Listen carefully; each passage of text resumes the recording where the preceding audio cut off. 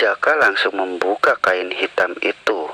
Jaka pun terkejut setelah membuka kain tersebut, karena isinya berubah menjadi uang semuanya.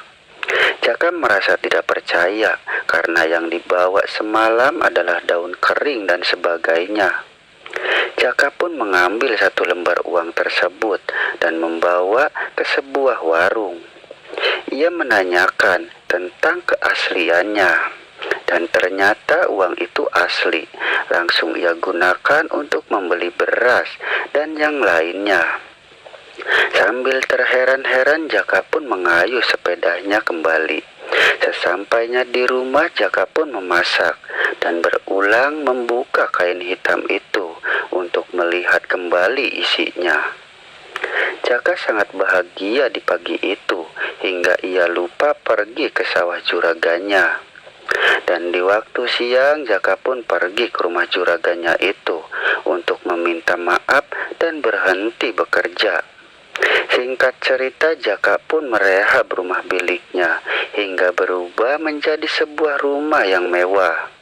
Kini Jaka telah jadi orang kaya, namun Jaka tidak tertarik pada sebuah kendaraan yang mewah. Jaka masih tetap setia dengan sepeda peninggalan bapaknya itu. Kemanapun Jaka pergi, ia selalu menggunakan sepeda tuanya itu. Di waktu pagi, Jaka berkunjung ke rumah temannya. Setelah beberapa bulan ia tidak bertemu. Orang tua temannya sudah meninggal dunia. Jaka pun tidak mengetahuinya.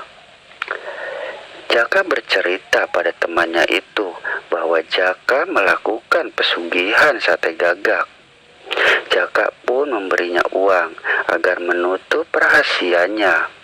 Temannya pun menerima pemberian Jaka dan berjanji akan menutup rahasia tentang pesugihan itu. Jaka pun ingin mencari wanita yang akan ia nikahi di kampung temannya itu. Mereka pun berbincang tentang itu, dan teman Jaka pun menunjukkan rumah tempat wanita tersebut, yaitu seorang gadis, dan akan dikenalkan nanti pada Jaka. Setelah itu Jaka pun pulang.